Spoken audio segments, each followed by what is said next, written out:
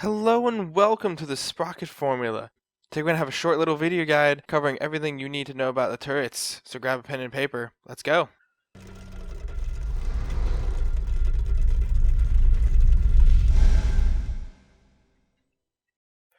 Before we get too in-depth, let's cover some basics. First, every turret takes up a utility slot, has an overcharge ability, and they all give you a tool belt ability. The overcharge ability is basically what the turret does normally, just a little bit more powerful. Alright, let's get to the nitty gritty. What you see here are the three long range turrets, the rifle turret, the rocket turret, and the net turret. The rocket turret does exactly what it says it does. It shoots out a rocket and does flaming damage. The rifle turret's pretty simple and basically shoots bullets. It's your normal standard turret of any kind. As you can also probably guess, the net turret does exactly what it says it does and shoots out a net. This net immobilizes the target for about 3 to 4 seconds. The overcharge ability for the rockets basically causes knockback and does a substantial amount of damage. The overcharged rockets do a more javelin-like path and look a lot cooler because they go up into the air. The rifle turret, when it overcharges, fires twice as fast and also causes bleeding damage. It does no extra actual damage other than that.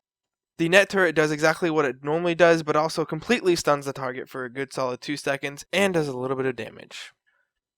The tool belt abilities for these three turrets are basically exactly what they do normally. The rifle turret allows you to shoot out one rifle shot, and the rocket turret allows you to shoot out one rocket. The net turret is easily, in my opinion, the best tool belt ability and allows you to basically shoot your target with a net on command. Moving on to the medium to short range turrets, we've got the flame turret and the thumper turret. The flame turret does exactly what it sounds like it does. It shoots fire. The thumper turret is wonderful for tanking. It takes a nice chunk of damage and does an AoE damage all around it. The overcharge ability for the flame turret is actually significantly different than what it does normally. Instead of actually causing more damage or anything like that, it just simply does a smoke screen, as you can see right here, and it blinds all targets around it. The thumper turret does what it does normally, but just does more damage and causes a knockback. Be careful though when using this knockback, because you don't want the enemy, if being ranged, to simply go out of the thumper turret range, making the turret completely useless. The tool belt abilities are exactly what they do normally, with the exception of the flame turret. It's actually, once again, different than all the other turrets. Its tool belt ability allows you to throw napalm just like the flamethrower weapon kit, as you can see right here. The thumper turret tool belt ability does exactly what the thumper turret does and does an AoE around you, causing damage. It doesn't sadly do any knockback, which would be awesome, but sadly it doesn't.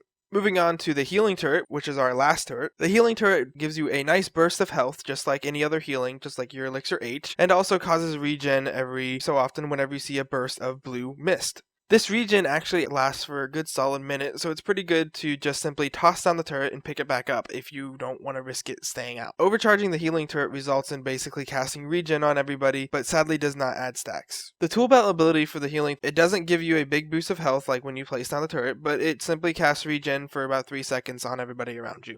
Now what about turrets underwater? Well, every single turret can be used underwater with the exception of the flame turret, the healing turret, and the thumper turret. This greatly limits your selection to simply being the rocket turret, which becomes the torpedo turret, or at least will become the torpedo turret, and the rifle turret, which becomes the harpoon turret. Also available is the net turret. The abilities and damage of these abilities stay exactly the same underwater that they did above water. Wait a second, we're not done.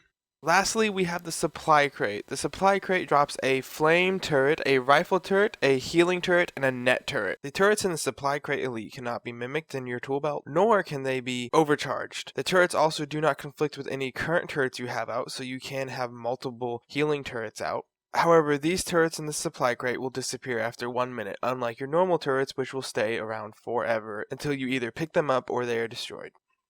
One last thing to keep in mind before we go, the tool belt abilities for the various turrets actually will recharge while your turret is out, so feel free to use them at the beginning of battle, because they will recharge in the background, so you don't have to worry about it. Using the tool belt abilities does not affect the recharge of the turrets in any form or way. Also, every single turret can be picked up, which shortens the cooldown by 25%, so make sure to pick up your turrets. It's going to save you a lot of time. Most of the turret traits can be found in inventions if you're looking to upgrade them, so feel free to have fun with your massive amount of turrets. Also note that throwing down elixirs does not affect the turrets in any form or way, so don't think that you can overcharge them secondarily or anything like that. Alright, that about covers it. Have fun everybody, and don't forget to pick up your turrets.